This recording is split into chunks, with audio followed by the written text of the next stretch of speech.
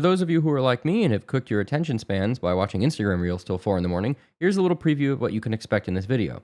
By the end of this, I will have taught you how to apply the concept of story to modeling, texturing, and rendering in a way that will take your renders to a new level of realism. One last thing before we dive in. You all are the reason I'm making these videos. So if there's a video idea you have that I have not covered yet, comment it. I read the comments and chances are I might make it. So, on to what we're actually doing here. So if you look in the background, what I've got going on here is not actually related to the concept of story yet, but what I'm doing is what's called a basic blockout. And basically what that is I'm going to take the scene that I have in my mind and I'm going to try and bring it into the 3D space in really, really primitive ways. So just, throwing together some planes and cubes and objects until it looks roughly like the layout that I'm visualizing. And doing this is really helpful because often you'll find yourself setting up a scene and blocking it out, and you'll get to the finished blockout and realize that something you thought worked in your head doesn't work at all. Now, in this case, the scene pretty much worked how I was expecting it to, but I've done hundreds of blockouts at this point, and so I'm a little bit more prepared when I'm blocking stuff out. Once the blockout's done, I'm going to do a handful of detail passes, throw a pre-made carriage asset that I built into it, put some basic materials on that, do a little bit of lighting, throw a geoscatter system in for the vegetation, and call it a day. And that's it, that's the tutorial. No, I'm kidding. But actually, the point of that is this. I've gotten this now to a point where a lot of people would stop, myself included when I was a younger and less experienced artist. But the reality is, there's a lot more we can do to achieve realism in this. Chief among those things is applying story-driven modeling, texturing, and rendering. So what does story-based modeling, etc. actually mean? Well, it means you create a story about what happened to get your scene to look how it looks, and then you use that to drive the modeling, texturing, lighting, and rendering of your scene. In this case, the story that I created is this wagon was coming down this desolate fork in the road in the middle of the desert on their way to wherever they're moving to in the Wild West. And for whatever reason, maybe their horses got spooked, I don't know, but they missed this turn. And when they missed the turn, they hit this rock and it damaged their carriage so badly that they couldn't recover it. So they just had to take what was left and move on, either on foot or maybe on another carriage, I don't know. So I'm going to start by showing you how we're going to apply that story to the modeling of the carriage. But I think it's probably unfair to ask you to model an entire carriage just to learn how to apply this concept. So I went ahead and did it for you. And I'm going to make this asset that I've created, it's all UV'd and basically ready to go, available for free on my Gumroad page, and there will be a link to that in the description. You are also welcome to use it commercially for other projects if you want. Use is unlimited, just don't resell it. And if you do end up using it in a project, please find a way to show me. Either tweet it at me, use Blue Sky, or join my Discord and post it there. We have an art channel, it's relatively active, and I'd love to see the stuff you guys are making with it. So right off the bat, obviously the carriage hit this rock with its front wheel, so the front wheel can't be intact. So I'm going to unparent that from the carriage's body since I have all the stuff parented to make it easier to move around. And I'm going to start by tabbing into edit mode and breaking this wheel into some parts. And I'm just going to kind of look at where this stuff might have gone if it had hit this rock at relatively high speed. And I'm also going to use what the different parts of the wheel are made out of when I'm considering how it might break. So the wood sections, I'm going to put some additional edge loops and just slide them around so I can have like a kind of shattered look to the outer parts. And the metal sections, I'm going to just use proportional editing to bend them inward as if the rim of the wheel hit the rock and bent and it shattered the wooden frame. Okay, that's fine, but with this broken wheel hitting at a relatively high speed and coming off, it's definitely not going to stay in one place. So why don't we move it over here and have it lying up against a rock as if it rolled away from the carriage after hitting and eventually came to rest over here in this sort of artistic position. This is actually really starting to come together now, but obviously the carriage isn't going to sit upright if it's missing a wheel, so we're going to have to tip it in order to make it sit in a way that makes more sense. Now I have everything on this carriage parented to the body, so we can just grab the body and go ahead and reposition it. And when you're working with it, if you are going to separate a piece, I would encourage you to unparent it so that you don't accidentally move the carriage body and have it reposition the piece you want to be separate as well. I'm also going to take this back wheel off and kind of put it over here because with the front wheel off, it's probably going to put a lot of strain on that axle on the back wheel, and it's likely to break that one off as well. And at that point, it's going to probably drag and turn itself a little bit, so I'm going to give it a little bit of a steeper turn, push it a little further along and kind of position it as if it sort of turned sideways as the axles dug into the ground. Now, narrative is not the only end-all be-all here. I would also still encourage you to go into camera view relatively frequently and make sure that your narrative-driven positioning of things isn't throwing off your shot too much.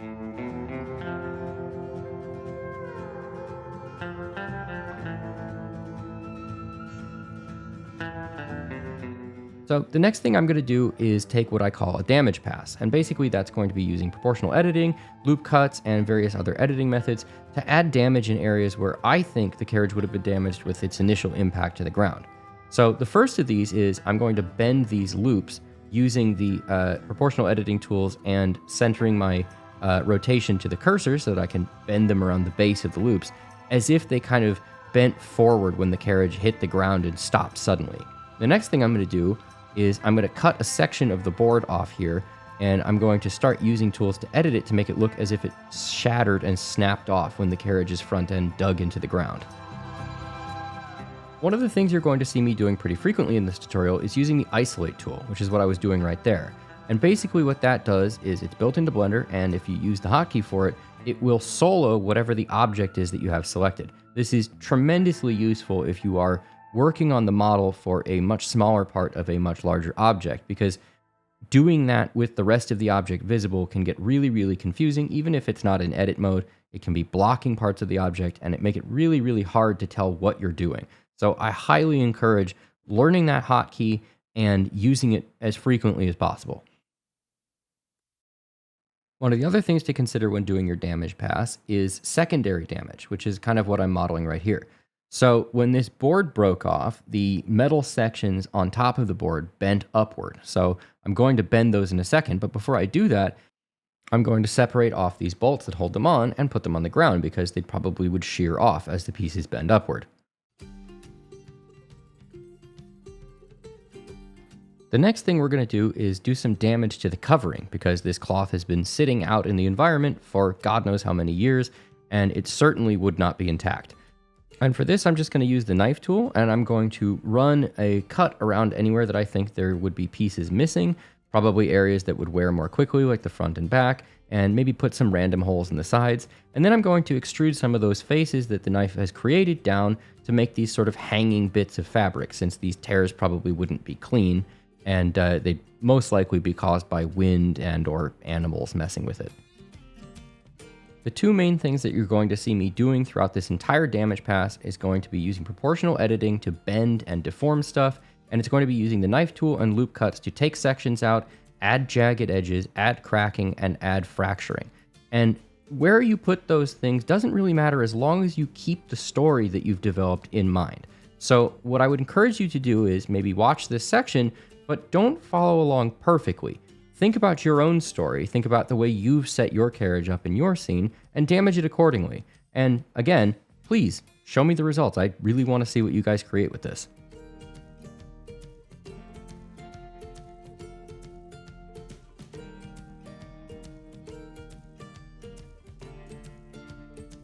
I was watching this back while editing and reflecting on just how much I've learned in this last year.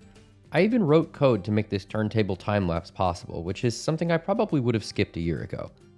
And that got me thinking about what I want to learn next year.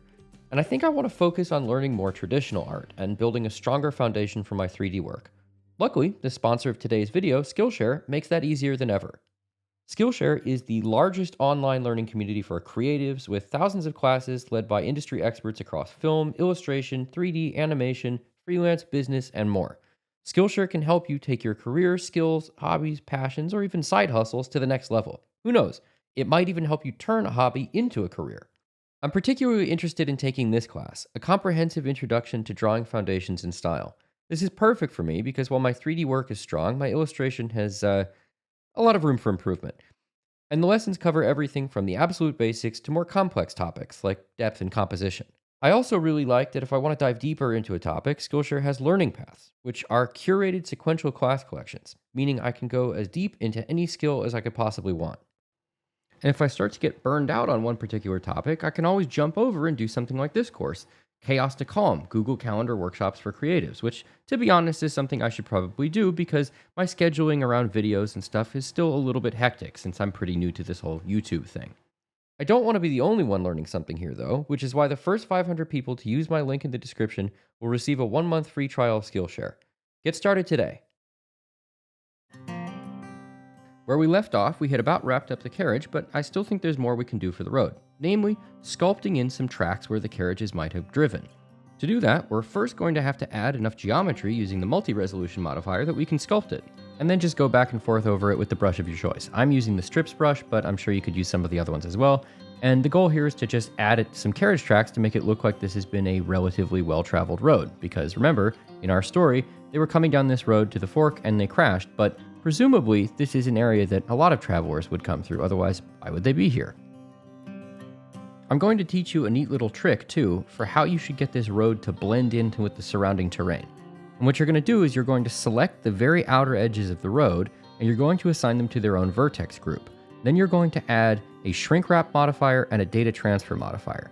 So some of you may know where this is going, but some of you might not. Basically what you're going to do is you're going to use the shrink wrap modifier to stick just that edge of the terrain to the ground. And then you're going to use the data transfer modifier to set the normals of the edges along that part of the road to match the normals of the nearest faces on the ground. And what that'll do is make it look as if the edges of the road blend seamlessly into the ground. The advantage of this over actually merging the two objects is that you can always move the road around with this and you don't have to go and change your geometry. Whereas if you joined it in and you wanted to move the road, you'd be kind of out of luck. The last thing that we're going to do in the modeling section is add a cloth simulation, which I realize is not modeling, but trust me, this will make a big difference in how the thing looks, and it will also make a big difference to adding to the desolate vibe to have a little bit of movement. So what I'm going to do here is I'm going to select the parts of the mesh that I don't want to move, and I'm going to create a pin group for them by making a vertex group called pin and assigning it. It doesn't have to be called pin, I always just call mine that because it makes it easy. And in this case, the parts of the mesh that I don't want to move are the parts that are around the loops.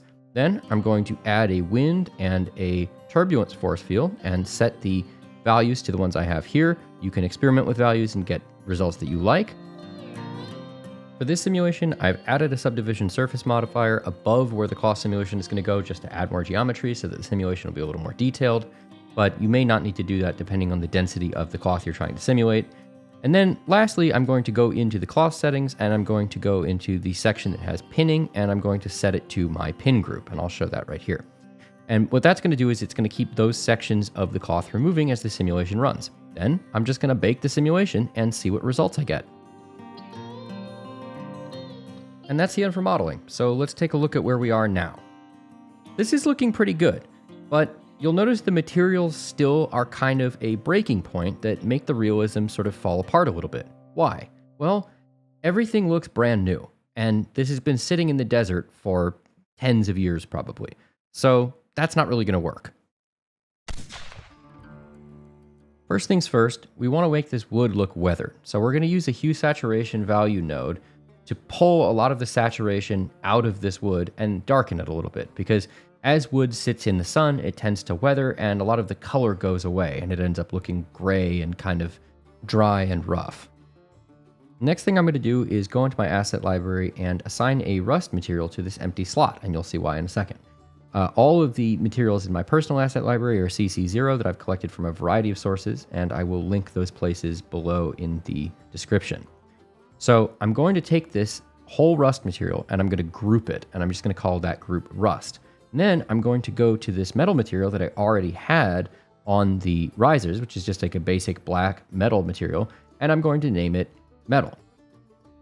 Now I'm going to go into the iron group and I'm going to grab the metalness map and I'm just going to output that as a color. And I'm going to do that so I can use it as part of my blending control. Actually, I think I'm going to use the roughness map. I'm going to do that so I can use it as part of my blending control between these two, so that the blend between the rust and the metal isn't just this smooth thing. And I'm going to use a color ramp to kind of control how much of that threshold I want. So then, now that I have that working, I'm going to plug these two in, and I'm going to connect my mask that I've created And now you can see I have this cool roughness-based mask that I can use to blend between the rust and the iron in a way that looks sort of realistic. Now, I might need to change the UV scale of this, but it's a lot better than if I had just applied pure rust or pure iron. The next thing I'm going to do is I'm going to try and make this fabric a little more realistic by taking a pass at giving it some translucency. So I'm going to plug in a translucency node, and I'm just going to pull the color of the fabric down into the translucency node, and then I might use a hue saturation value to correct that a little bit. But this will go a long way to looking more realistic, because if you think about what happens to fabric as it sits in the sun, it thins out and kind of weathers over time, and it gets more and more see-through. Now, the body of the cloth is looking pretty good, and the edges look good in the way that they move, but I'm not really very happy with the way the edges themselves look. They are all kind of perfectly rounded, and even though they look ragged, they don't really look realistic.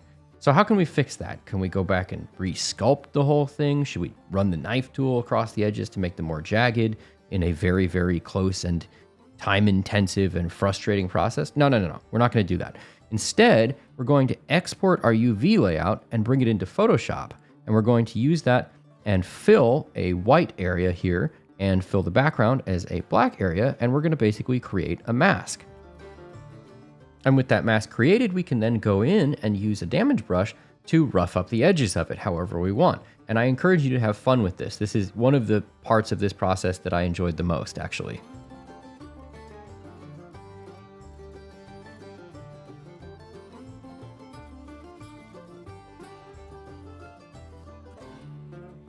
To use that mask in Blender, we just bring it in as a texture, set the data type to non-color data, and use it to control a new mixing node between our initial node setup and a transparency node. And basically what that'll do is it'll just make the edges transparent around where the mask is. Oops, that's not right. There we go. And now I'm going to also add a color ramp, even though that's looking pretty decent. And I'm just going to squeeze those values down a little bit so that I eliminate any bits that are just floating in midair. And I get that edge to be a little bit sharper, because in my mind, it's unlikely that very frayed pieces would survive for very long.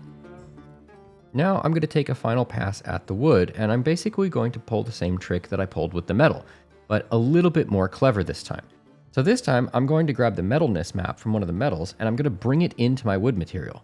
And I'm basically going to use that as my way of blending something that I'm about to add. And before I get to what that is, I'm going to control this a little bit with a color ramp so that I can set how much intensity I want. And basically this is just going to make it so that my blend isn't one smooth thing, but it has this patchwork again. Also, for those of you who have noticed the weird purple tinting happen every once in a while, I don't know what's causing that. I assume it's OBS because I didn't see that on my monitor, but hopefully I'll fix that before the next one. Anyway, I'm going to throw an ambient occlusion in here, and I'm going to throw that through a color ramp also so that I can control its intensity. And I'm just going to move that up here so that I have a little bit of room. And then I'm going to bring up my metal map and its color ramp, and I'm going to start to use it to control a mix color node.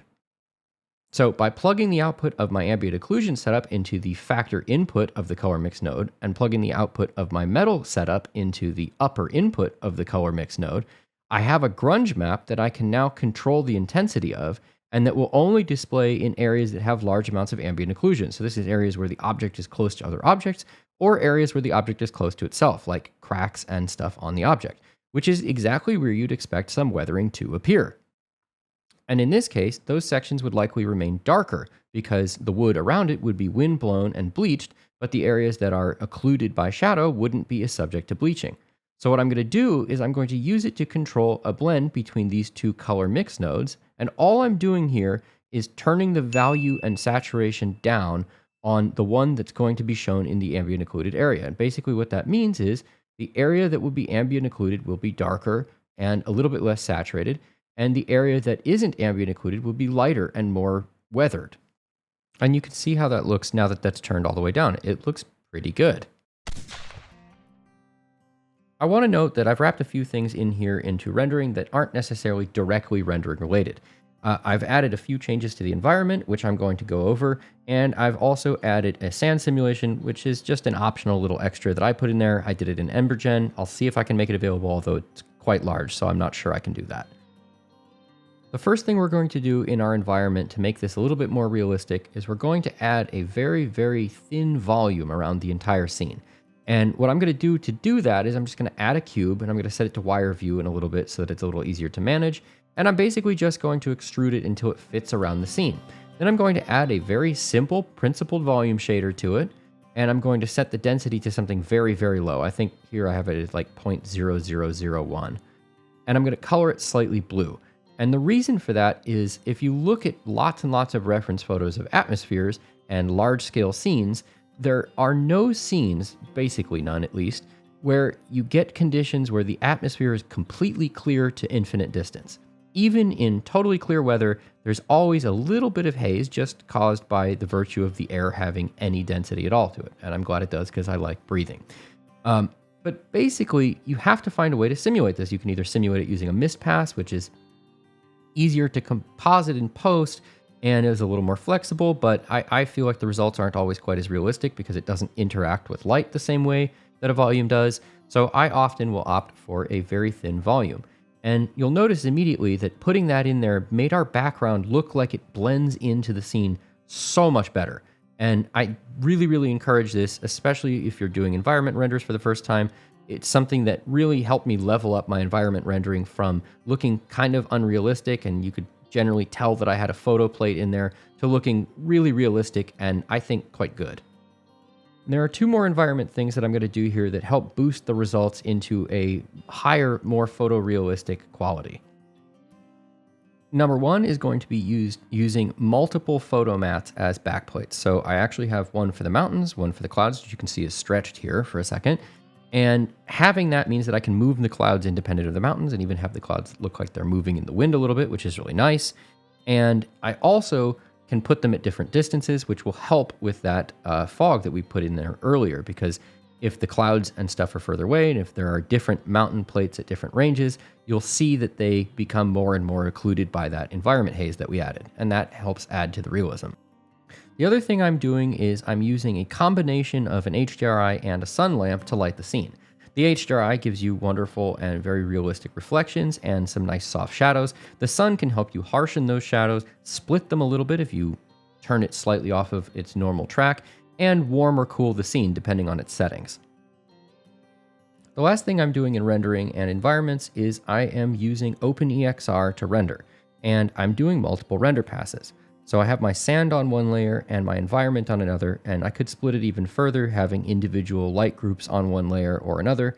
And this is something that Gleb Alexandrov talked about a lot in his really wonderful and fantastic freemium course for Creative Shrimp, and I'm also going to link that in the description. That is the particular color grading setup that I'm using for this. But the reason that we use OpenEXR instead of PNG or JPEG or some other format like that is OpenEXR keeps the entire range of light information from Blender's render engine. So all the way up at the very top range of the actual brightness of the sun, all the way down to the very darkest shadows is captured in the data that is stored in that image and can be used in post. So if you turn the exposure up on an EXR, you actually can gain back all of the detail that's missing in shadows. Or if you turn the exposure down, you can gain back all of the detail that's missing in highlights. And if you do that with a PNG, which has been crushed down to 255 by 255 by 255 bits of information, you just can't do that. You lose all of that light information because it gets clipped at either end. And it may look nice, but if you want to make major adjustments to it, you're kind of screwed. And here are the last few little tips. When you're doing the lighting, use exposure to control your lighting as much as possible. Set your sun values and your HDRI values to be something that are realistic for the actual world environment, and then use exposure to control your brightness. And this is closer to how you would actually use a camera in the real world. And because it's closer to how you would actually use a camera, you, at least I find, get more realistic results. Now, you can also render to a format like EXR and do that in post, but make sure your lighting values are still correct for the real world. I split this into render layers so that I could put the volume renders on a different layer and not care as much about sampling them, because a little bit of graininess actually adds to the sand effect in the volume. And because of that, I was able to render the main animation at 128 samples, which was more than enough. I also disabled motion blur because on small motion like this, it's absolutely not worth the cost in render time to use motion blur in scene, and instead I might add it in post. Haven't decided on that yet. With those settings and my final compositing done in Resolve, here's the final shot.